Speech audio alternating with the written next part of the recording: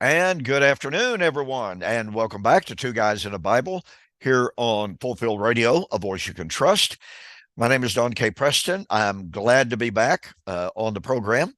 And that, as you know, is Daniel Rogers sitting over here. Had to be gone a little bit. My wife had surgery last week, and so I was trying to tend to her, be there for her beck and call. She had a hernia operation, which thankfully is not a huge operation. When you get to be 70 years old, any operation is a major operation. But anyway, we're just thankful that the hernia has not been bothering her. But the doctor told her about, I don't know, 2 or 3 months ago that it was going to become painful if she didn't get something done about it. The bad news about the operation was that they could not do it laparoscopically. They had to go ahead and make a pretty good incision. But anyway, it's done. Today is the week. It's been a full week since the operation. We went out to eat today for the very first time. She's moving really, really slowly, really, really carefully still, but she's making progress. And for that, we're just very, very thankful. Yeah. Yeah, that's good. That's good. We had fun on the program last week. We talked about Leviticus and how the tabernacle was a picture of the creation, and then how that all fit into some of the decreation language in the book of Hebrews. So, all related to the Messianic temple. So we were just adding on some more layers to that. So that's what we did Yeah, last I week. But saw I saw what you had been discussing, and it looked really, really fascinating. And there were some really good comments. I don't know if you've gotten on my YouTube or not and read some of the comments. I was keeping up with them for a few days, but Okay. then after I had, let me give you an idea. So I'm taking 4 classes right now. I had 7 assignments due Sunday night. I Whoa. have 3 due this Sunday night that I've already completed. So the 7 due Sunday night consisted of two, no, three essays. 2 of them had to be 6 to 8 pages long. The other was just a 2 page long little essay, and then a whole lot of reading. So after Wednesday or Thursday, I was checked out of the comment section and into schoolwork mode. So, I understand. yeah, I yeah, understand. Uh, uh, Most people have no idea what seminary and or Bible school, if you wish to call it that. Uh, Most people just have no idea of the intensity yeah, of the assignments, the piling on of assignments. I remember very, very well being in quote preacher school slash seminary, and you'd go through a day of school, all of these different classes, every single professor giving you an assignment, which sounded like, I want you to read these 20 books and I want a 50-page essay tomorrow. yeah, yeah, That's the way it came across almost. yeah, And oh, by the way, you'll have Acts chapter 2 memorized by tomorrow morning. And it just went on, and you're just going, how am I going to do this? yeah. Uh, so yeah, the intensity of it is quite amazing. Yeah, but I only have 2 weeks of school left, so all There you my go. all my term papers except one have been turned in. So the other one's not due to like the last week of school, so I'm not as worried about getting it right now. But yeah, just a few little assignments to finish up, and I'll be done. So that'll be great. And then It will. I can rest. I think. Actually, what I want to do when I finish school is I have a list of books I've been keeping up with, and I've got my top priority books and my books I just kind of want to read, and so I'll actually start to be able to read things that I want to read and not that I Mhm. have to read. I So understand that. that's gonna be I, good. I understand that feeling very well. I've got I had purchased this book not long ago, Rethinking the Dates of the New Testament. It's by Bernier. Uh, I must say, I'm not nearly as impressed by this as I was by John A.T. Robinson's book all the way back in 1976. Uh, I have been rereading this book, Redating Matthew, Mark, and Luke by John Wenham. Uh, this has really got some excellent stuff in it. The very first part of the book is more about form criticism, and I'm not into that. Don't care a whole lot about it. But the rest of the book is really historical background, and I eat that kind of stuff up. I really like that, and I have been see in preparation for my debate. For those of you who may not know, a week from tomorrow, I'll be having a formal 2-hour debate with a former Christian, now turned atheist. His name is Mark Smith. Uh, he read all of the time statements in the New Testament about Jesus promising to come back in the first century. He had the typical futurist, literalistic perspective of what the coming of the Lord's all about. And he says, hey, obviously Jesus didn't come. He must be a liar. He must be a failure. Either way, we just throw the Bible away and Jesus is not for me, et cetera, et cetera. And so I'm having a debate with him. I really don't know what approach he's going to take, but one of the approaches that I suspect, maybe not, is that he might take the approach, which is, for whatever reason, from a scholarly evidentiary perspective, I don't get it at all. But nonetheless, the view that Jesus didn't even exist is being popularized again. It sprang up in the 18th century, had never been heard of before, but it sprang up then. And now all of a sudden, due to the work of some men such as Price, Carrier, Richard Carrier, and some other scholars, and they're probably 2, maybe 3, 4, maybe at the most 5 academic scholars who deny that Jesus ever existed. Well, interestingly enough, and I put this down too soon, Bart Ehrman, who is one of the best known agnostic slash skeptic slash atheist of the day, wrote this book on Did Jesus Exist? And he just tears apart the view that Jesus did not exist. I mean, he really does a job on that view. I mean, and he quotes all the top guys, who say Jesus didn't exist. And I mean, he just absolutely tears apart their argumentation. So and you can't even see all the books I've got. And I got some more books in today that I won't have time to finish between now and the time of the debate. And then between all of that, I've been watching, as I mentioned, all these YouTube videos by some of the top scholars, out there in the academic apologetic world. So that I have almost felt like I was back in seminary, Daniel. Yes. Because of the workload of reading. But that's good. I've told my wife, I said, you know what? I've been having an absolute ball doing this. I bet you. It has been really, really thrilling. And some of the most exciting research that I've been doing, and as I was sharing with you just before we came on air, I can legitimately say, and again, as I told you, it's not intended to be a pat on the back, but an awful lot of the argumentation, like for instance, for the resurrection of Jesus, that Gary Habermas is the world-renowned expert on that. But I can legitimately say he didn't offer anything new that I had not considered before. He reinforced some questions that I had in my mind, gave good answers for those in a polemic concept or context. But some of the most exciting research that I've been doing is in regard to the archaeology concerning the Exodus.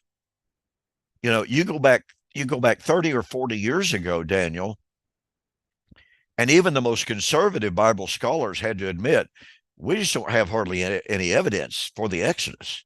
Yeah. Well, now all of a sudden, and some of the discoveries that have been made have been rediscoveries of inscriptions that were actually found during the 19th century. They either didn't know how to translate them, or they stuck them on the back shelf of a museum somewhere. Yeah. And then, pardon me, some professor doing some research happened to be digging around, in the archives, so to speak, and said, what's this? And then they translated it, and it, boom, just absolutely incredible. So that's been really, really fun. Yeah, I'd be interested in that, because the last authority I read on the Exodus, maybe 5, 6 years ago, they were still saying that they didn't have any evidence for it. So, yeah, well, there is some really, truly amazing evidence that is out there right now. And I mean, the evidence has been found, reported, written on by trained professional archaeologists. Okay, this is not somebody saying, "Oh, look what they found over there in the Red Sea," which Yeah. turned out to be nothing whatsoever. Yeah. Uh, Ron Wyatt did that years and years ago, Oh and yeah. Yeah. I had a lot of respect for some of the things that Ron Wyatt did. I genuinely did until his later work, and I think he was so desperate to make a discovery that he kind of created some discoveries and misinterpreted the evidence. But all that aside, these discoveries that are being reported now on so many of these videos, I mean, these are legitimate academic archaeologists. They also happen to be conservative Christians, but they are writing in the context of archaeology, academic research. And wow. Yeah, Yeah. that's cool.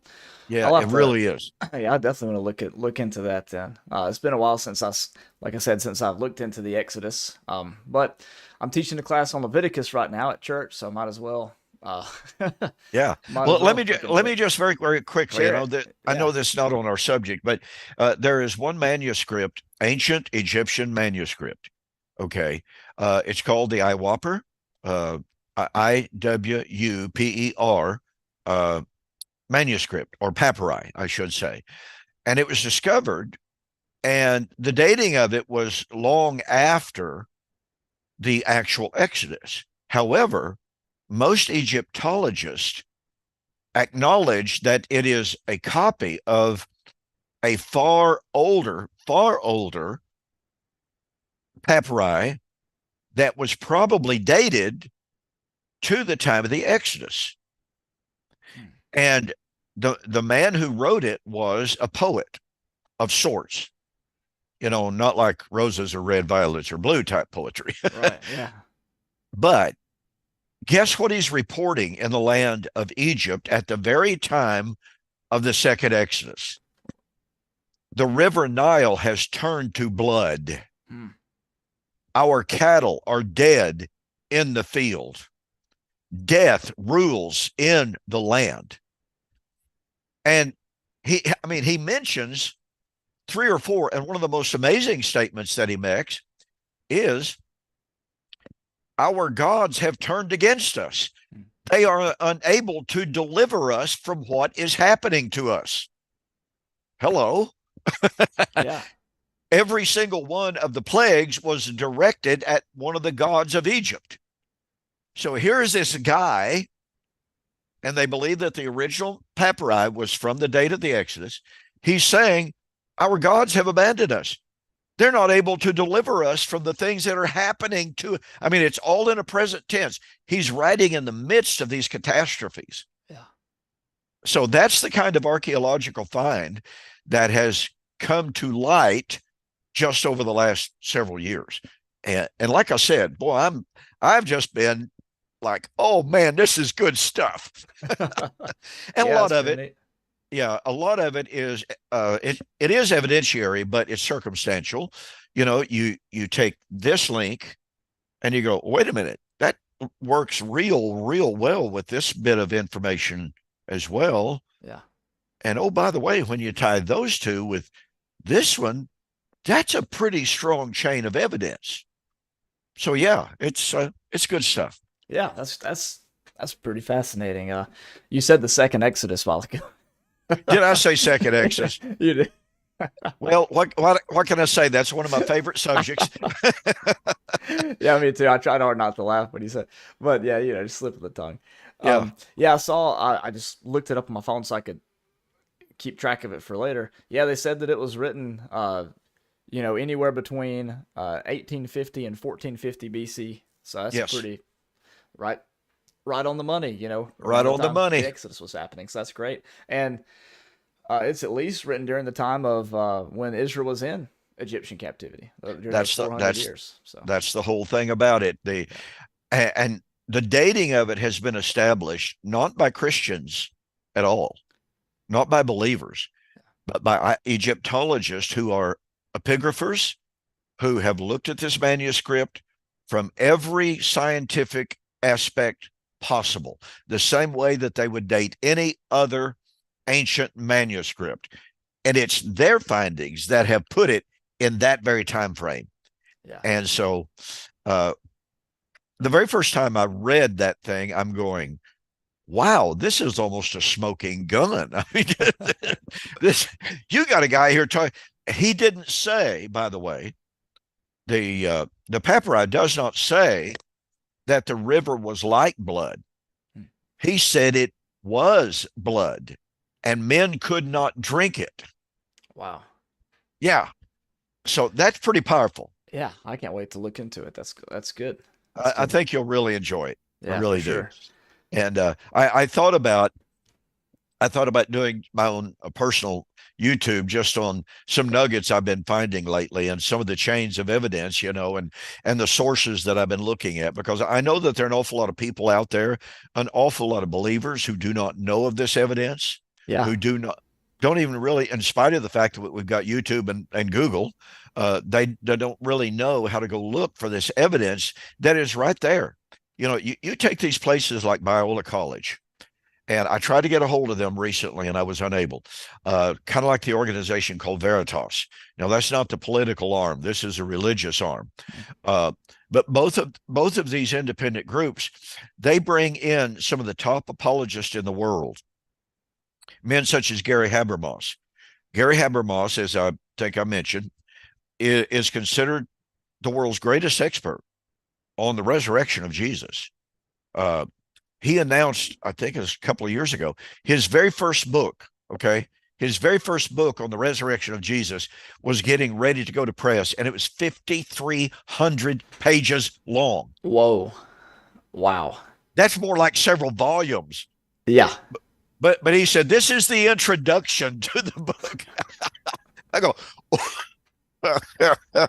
okay, I got to get this. That's your kind of guy right there. My kind of guy for sure.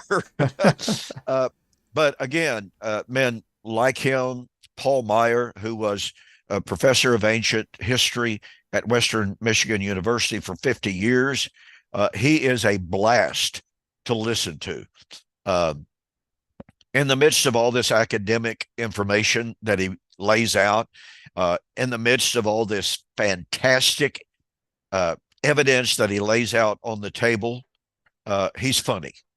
He's just downright funny. Yeah. And so to give you, for instance, he said, yes, I was professor of ancient Egypt, professor of ancient history at Western Michigan University for 50 years. And he said, I knew it was time to retire when my students started referring to me as the ancient professor of history.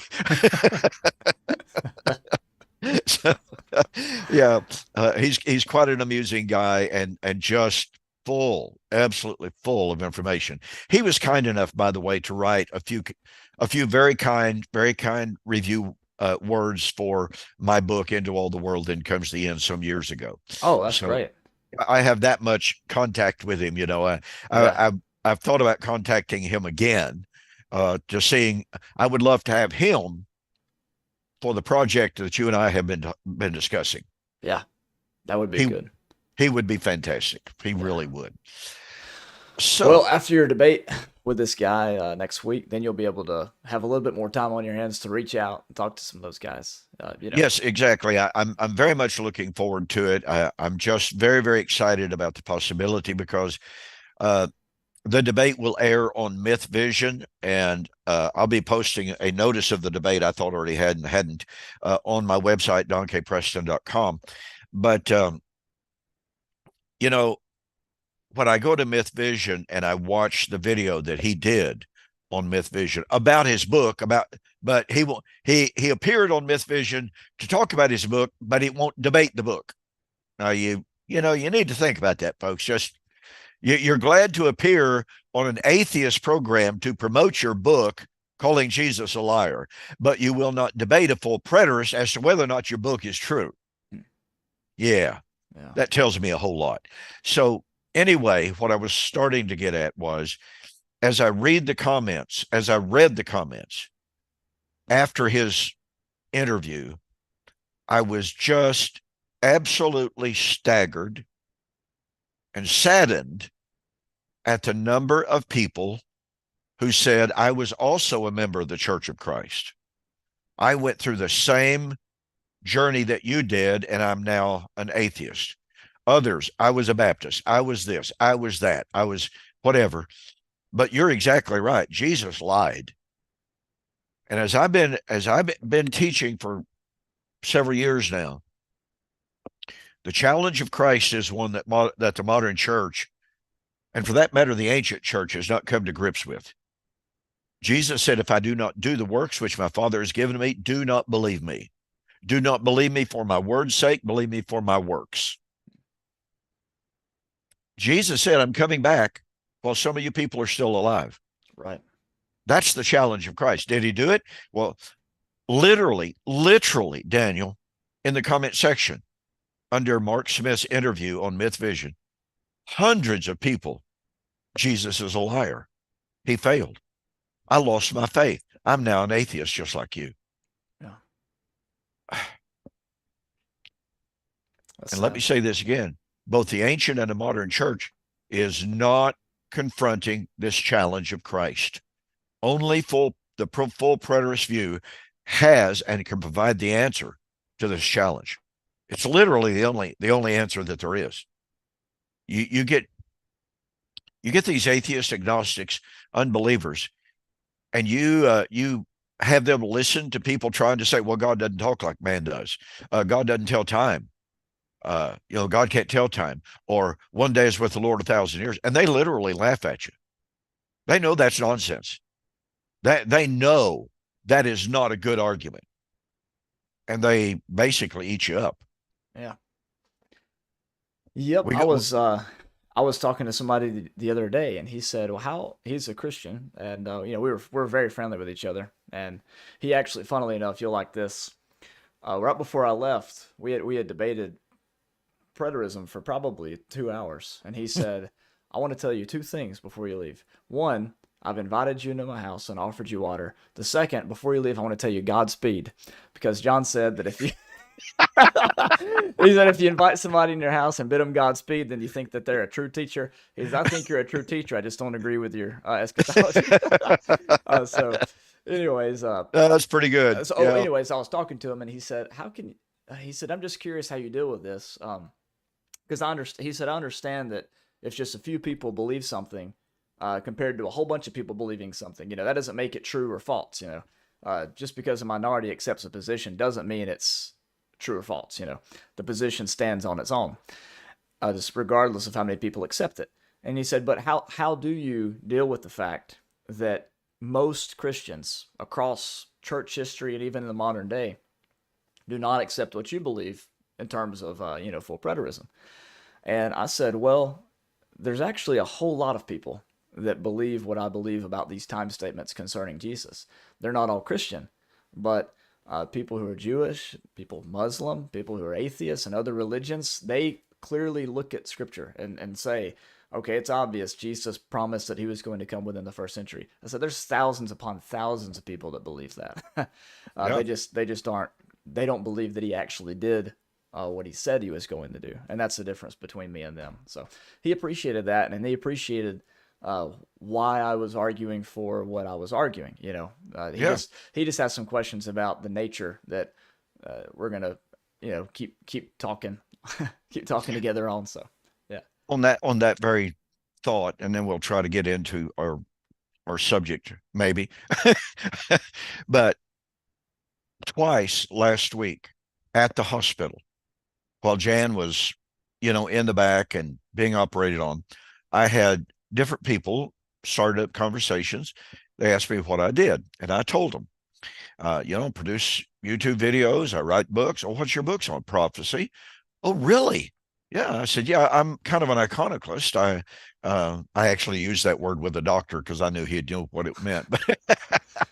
But I said, I don't believe the world's about to end. I don't believe that we're in the last days, etc. And the very first person said, that is really fascinating, because they said, you know what? I don't either.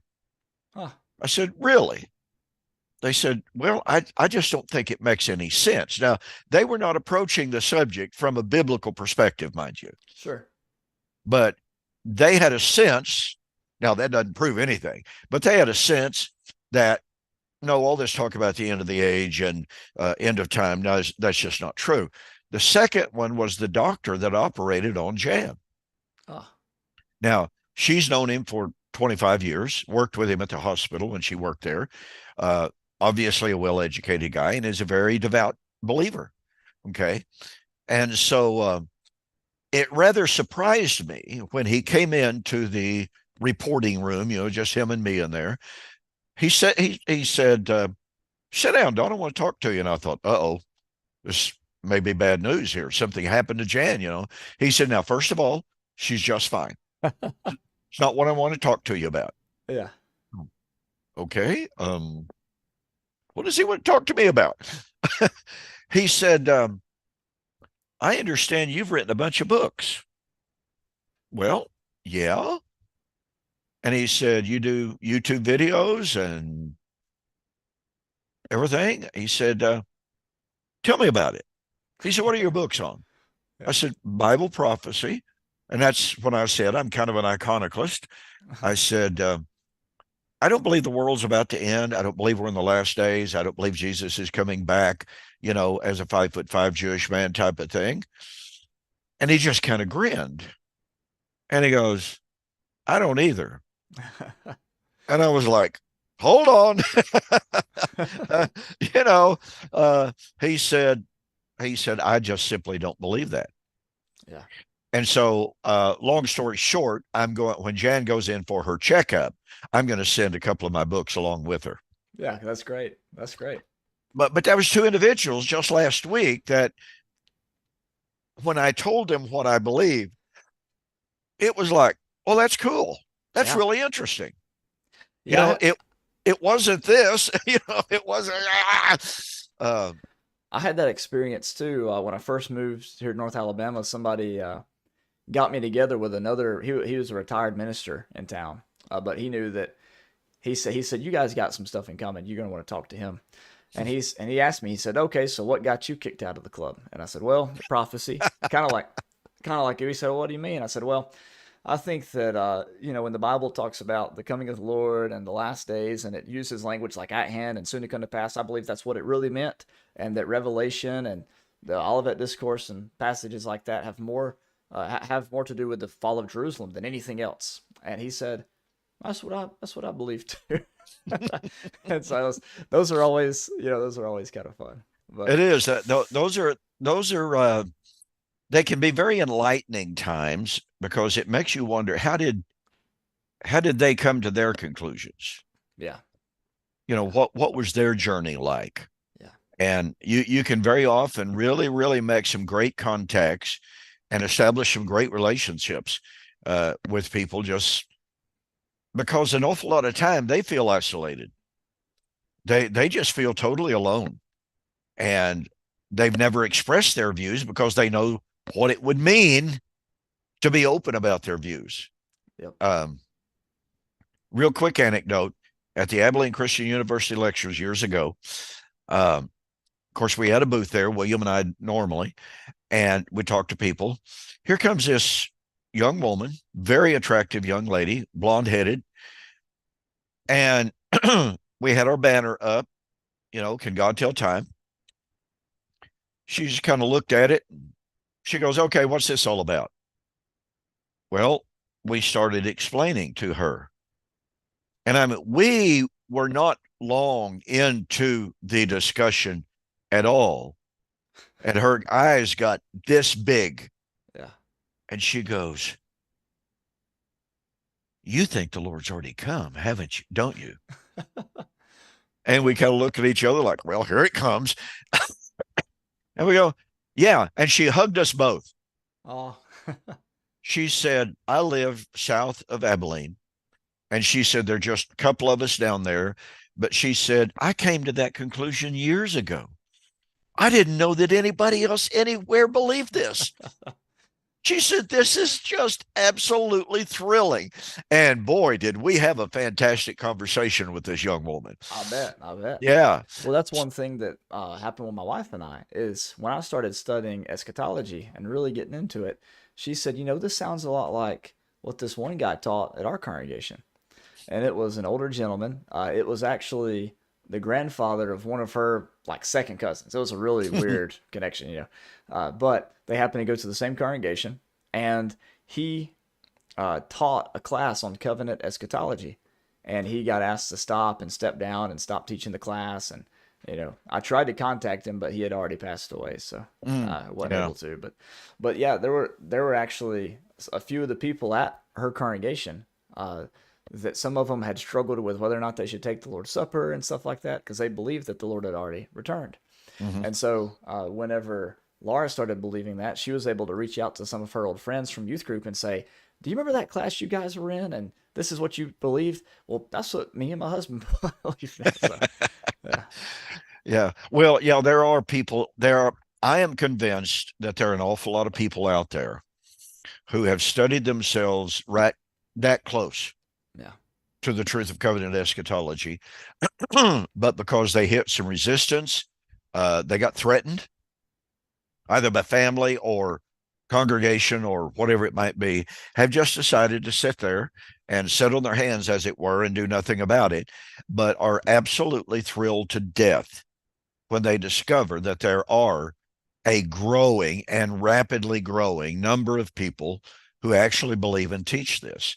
Uh, pardon me. I am contacted on a very, very regular basis by people who are all alone, they think, in given areas. I was just contacted by a lady from Australia, and she said, I'm all alone. Well, it just so happens that I had been contacted by a guy in her very town wow, who is a full preterist yeah, and wanted to know, is there anybody else out here? Well, in that very town, Jan and I have some friends from the Brisbane Church of Christ who are full preterists. And when Jan and I were there the last time, we spent several nights with them. So as it turns out, there are at least 3 or 4, perhaps even 5 other people that are full preterists right there in that town, that this young woman reached out to me and said, I'm all alone. There's nobody else here. And I go, well, maybe that may not be true. Talk about thrilled. yeah, She was absolutely, completely thrilled. yeah. So yeah, there are people out there. I've got a guy who I'm friends with now. He's from pretty close to my area now, but he's traveling abroad for work right now. And he messaged me a few months ago and saying, "Hey, he found some stuff I had done on just Church of Christ issues, but then I'd given an interview on a podcast about covenant eschatology that he had heard and intrigued him, and he just started going down the rabbit hole. And when he reached out to me, he asked." Can you give me any material on Matthew 24? I said, I'm not going to do that to you. I want you to go to Matthew 24, and I want you to do a comparative study between Matthew 24 and Luke 17 and decide whether or not it's divided, and then come back to me. And so he came back and he said, what about this? I said, okay, instead of giving you material, here's what I want you to do. And then he got to a point where I started sending him some links after he had gotten far enough along in the study. And recently he asked for an in-depth study on Thessalonians, and he already knew about yours on. He needs videos and audios because of his job, so he already knew about your series. But he wanted something that was a little bit more long form than the short, 10-minute videos. And Mhm. so I was able to send him all of Rod MacArthur's files, his Bible classes that he had shared on his. Remember his podcast he used to do? Yeah. What was it called? I don't remember what it was called, but Yeah, I'm trying to remember what it was called. Yeah, but yeah, but he Ron's a had. great teacher. Oh yeah, so I sent him all of his stuff and Sam Dawson stuff and Hmm. some stuff I have from Jack Scott. So he, That he goes back a ways. oh yeah, yeah. I mean, it was the 1990, uh, lectures he gave on the Rapture, and then he gave some on 1 Corinthians 15 at Paris Brooklyn Weekend that I sent him. So, Yeah, anyways, yeah. I sent him some of that, and he's just been devouring it. He's having a blast, and he can't wait to come back to North Alabama to hang out and get coffee and share some of this stuff. So, There you go. There you go. Well, that's absolutely fantastic. Well, I tell you what, let's get back into Isaiah chapter 66, which is where we left off 2 weeks ago. As I remember, my mind has been very, very preoccupied with an awful lot of stuff. But as I remember, you can help refresh my memory. We had gotten down to what is an absolutely intriguing verse where after the Lord is predicting the apostasy of Israel to such an extent that the man who killed an ox would be like him who killed a man, one who broke a dog's neck, would be as the one who committed abomination, et cetera, et cetera. And this is after saying, I'm going to bring on them what they dread. Then, and is it verse 4 or verse 5 or 6? Just left me. The Lord said, a voice in the city. That's verse 6. Yeah, verse 6. A voice in the city, a voice in the temple. For years, I looked at that passage, Daniel, and I was really, really intrigued by it. Was this simply Yahweh in Isaiah 66 saying, I am giving this prophetic voice, speaking as if I was in the temple? Or is there more to it? And I know that you've heard me talk about this over the last couple of years. But that statement, let me get over there to Isaiah 66 in my good old King James. My New King James is in my studio in there. But here, the Lord says, well, it would help if I turned to chapter 66. Okay. A voice of noise from the city, a voice from the temple, a voice of the Lord that renders recompense to his enemies.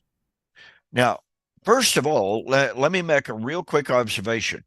That statement, the Lord who fully recompenses his enemies, which I think is how the New King James renders it, is an echo of earlier statements in the book of Isaiah.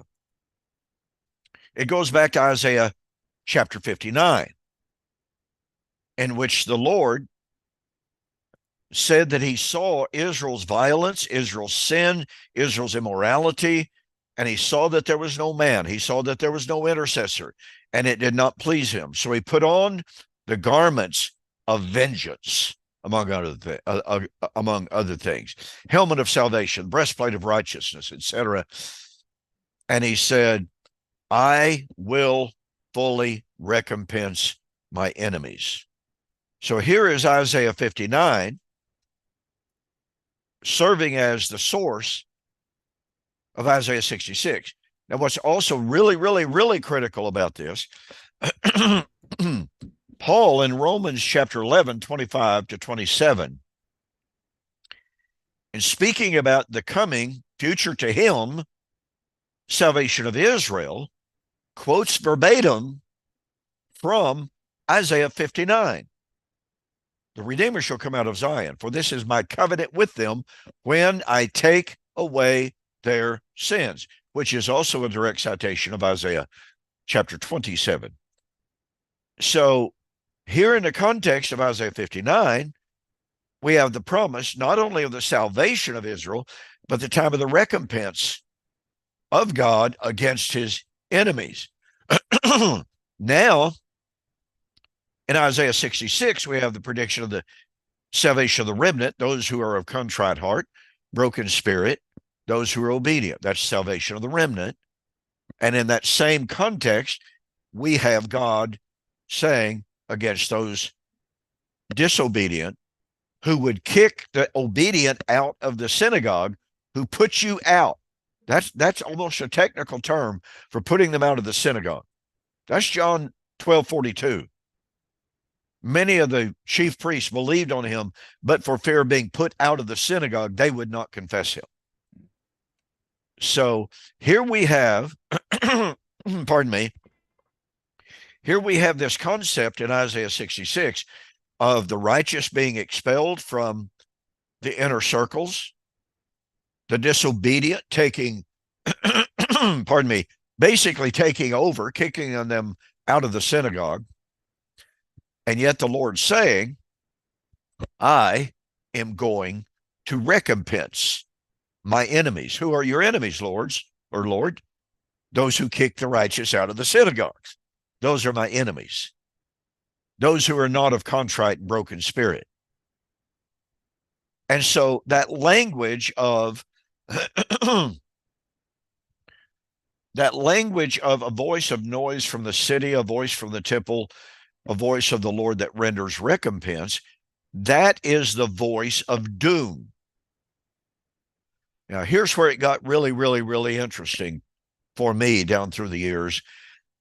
And for the longest time, if someone asked me about this, I would simply say, I don't know. I really don't.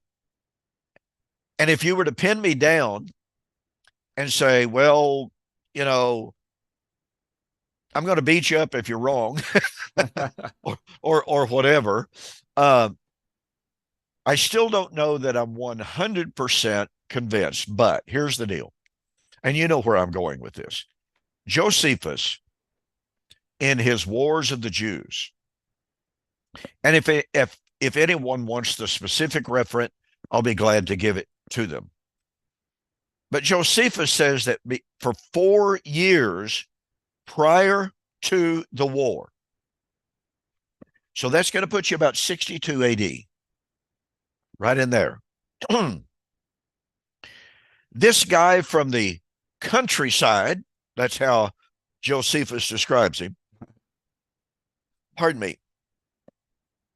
He was a peasant, but he suddenly showed up in the city of Jerusalem, and without warning, just out of the clear blue sky, he started yelling, screaming, woe to the city, woe to the temple, woe to the people. He started doing that every single day, 4 years before the siege of Jerusalem.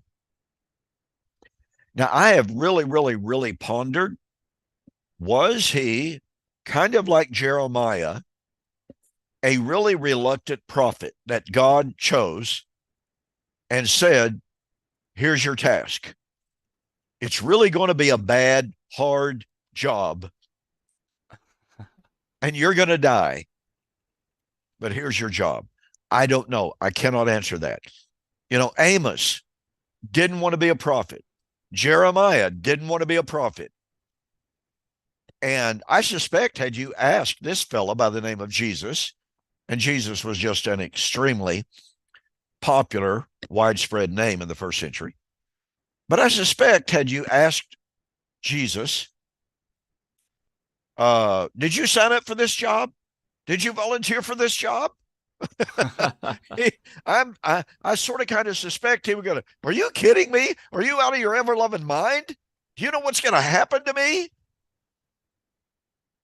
4 years before the war. For a good long while, the inhabitants of Jerusalem ignored him.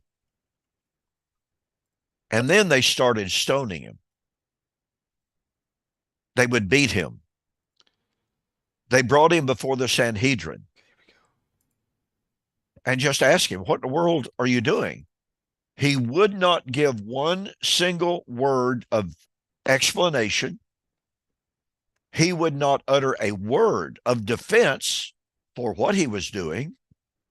He would not explain why he was doing it. He would just simply repeat in this, evidently, this loud, shrill voice, woe to the city, woe to the people. So the Sanhedrin had him beaten. Josephus said they beat him so severely that his bones were showing. I'm telling you, that's a beating. It never stopped him, never slowed him down. He never said a word in his defense.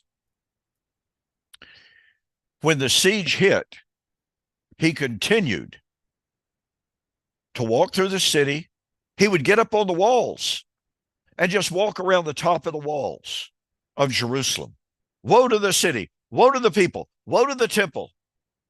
Finally, during the closing days of the siege, he is up on the wall and he's giving his lament, woe to the city, woe to the people, woe to the temple. And then he added, and woe to me also.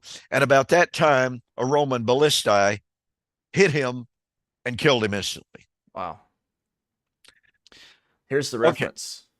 Okay, go ahead. Wars of the Jews, Book 6, Yeah. Chapter 5, paragraphs 300 and following. Jesus, the son of Ananus, a plebeian and a husbandman, who 4 years before the war began, and at a time when the city was in very great peace and prosperity, came to the feast, whereon it is our custom for everyone to make tabernacles to God in the temple. So the Feast of Booths began on a sudden cry aloud. A voice from the east, a voice from the west, a voice from the four winds, a voice against Jerusalem and the holy house, a voice against the bridegrooms and the brides, and a voice against this whole people. This was his cry as he went about by day and night in all the lanes of the city. So, and there's a lot more there. He's It's woe, Jerusalem. Yep. yeah. Josephus gives quite a full account of it. Obviously, I was abbreviating what he was yelling, but nonetheless, that was his message. Yeah, 300 to 309 is how far that quotation goes. There you go. Yeah. Thank you. Okay, so when I very first discovered that from Josephus, I was like, whoa. This sure looks like a one-to-one to me. Now, Josephus, of course, Josephus never, ever, ever says what he was doing probably fulfilled the words of the prophet Isaiah, but that's not necessarily very revealing. Number one, that's an argument from silence. But number two, even though Josephus did call attention to the fact that he believed that Daniel 9 was being fulfilled in the siege and destruction of Jerusalem, there's no question about that. He doesn't reference a lot of other verses, Old Testament verses, about the fate of Jerusalem, for the last days. He just simply doesn't. Daniel 9 is really his key source. And so we should not be overly skeptical or overly negative, shall we say, given the fact that he does not say and does not correlate anything that the Old Testament prophets said in regard to this man. I have my own suspicions that he sort of kind of saw a relationship, but I have no way to prove that. It's just kind of a suspicion on my part. After all, he's a priest. He knew Torah. He knew the law extremely well. He believed that the law was being fulfilled in the events. He just didn't go into any great detail about any of that. Okay, so think about this, ladies and gentlemen. If there is a correlation between Isaiah 66 and 6, 66, 6, and Josephus, book 6, chapter 5, this is more than remarkable. I mean, this is prophecy and fulfillment. And what that brings us down to, it seems to me, Daniel, since it is a voice in the temple, number one, that tells us what God's ultimate plan for the old covenant physical temple was to be. I mean, after all, he had already denigrated its value. Heaven is my throne, earth is my footstool. Where's the house that you will build me? Isaiah 66, 1. So now he is not only depreciating the value of that temple, now he's saying, not only is it not a proper house for me, guess what? I'm going to take it out of the way. I'm going to destroy it. A voice against the temple. What are your thoughts? Tell me what you think. Well, it sounds intriguing. I mean, this fellow apparently did prophesy for 4 years, and I wonder if he prophesied for 4 years or if it was for 3.5 years, and if it corresponded to the the number of weeks from like Revelation chapter 11 or whatever. That's interesting. I find it compelling. There was somebody else in the comments who was saying that the priests when they were going about their Hmm. normal activities, heard a loud voice, from the middle of the temple. So Yep. yeah, so that's also interesting. I mean, who knows? But it does seem to match what Isaiah is talking about in Isaiah 66. So In regard to the things that the priests heard, there there were at least four major, we can call them signs, four major events that happened between 30 and 70 AD that the ancient rabbis looked upon. Now, Jesus never mentioned some of these, okay? That's not definitive. That's not to say that they were not signs. I mean, we're dealing with the period of the miraculous after all. So God could have given other signs through other people that, it's kind of like John said, John chapter 20, 30 and 31. Many other signs did Jesus in the presence of his disciples, which are not written in this book, but these are written that you might believe. Well, guess what? John wrote that well before the fall of Jerusalem. Uh, I don't know what he didn't tell us. We don't know what we don't know, obviously, about other signs that appeared during those last days. But the historians, the rabbis tell us that during that period of 40 years, the thread, the white thread that was normally put, or a crimson thread that was normally put on the head of the scapegoat, and when Yom Kippur was finished, it turned white. Well, during that 40-year period of time, it never turned white for an entire 40 years. And the rabbis wrote about this. This is in the Talmud. This is in the Mishnah. This is not some Christians writing later, creating a story to justify the predictions of the fall of Jerusalem. This is literally the Jewish rabbis looking back, and some of the rabbis that reported it lived during that period of time. It was absolutely amazing. So why did that thread that had always turned white through the actions of the high priest on the Day of Atonement, why all of a sudden did it not turn white? Which, if it didn't turn white, meant the sins are still there. The guilt is still there. A second sign was the great copper gate that it normally took 20 men to open and to shut by itself. Josephus, in describing that gate, said that its pillar was sunk deep, deep into the bedrock. And it took 20 men to open it, 20 men to close it every single day. And guess what?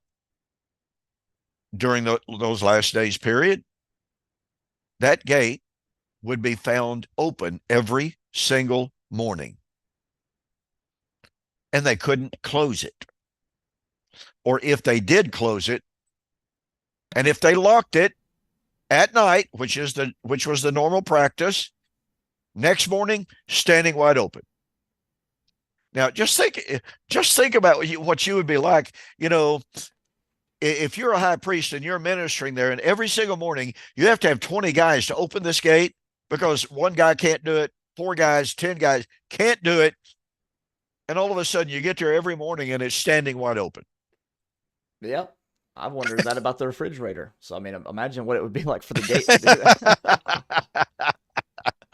Now, you cannot start blaming the sun already for this. Midnight snacks, I guess, is what's to blame. Yeah. Yeah. So that's the second one. So what's the third and the fourth one? The third one was the veil of the temple was torn, which obviously we have the story of that in Matthew chapter 27 and in Mark and Luke. So many of the Jews took that as a sign of bad news coming. Others took it as a good sign, but that didn't work at all. The fourth sign was a calf was being led, a heifer was being led to the slaughter and gave birth to a lamb. And so here, and again, all of these are reported in the Talmud. So these were things that made such an impression on the Jews of the day. They literally did not know what to think about them. And by the way, I wrote an article on these four signs, and I posted it on my website, donkpreston.com. I don't know. I don't know what to make of them, to be honest about it. That fifth sign. By the way, the rending of the veil may not be one of those. The other sign was the sound of the chariots in the sky. Now Josephus makes a deal out of this, and what Joseph says as he introduces that story was, "I'm going to relate a story that would be so fantastic that I would not report it, except for the fact that it was reported by multiple sources from all over the countryside." Now, many people think and say, oh, well, this took place in the temple itself. According to Josephus, and by the way, Tacitus, a Roman historian, reports the same thing. So this is not just Josephus.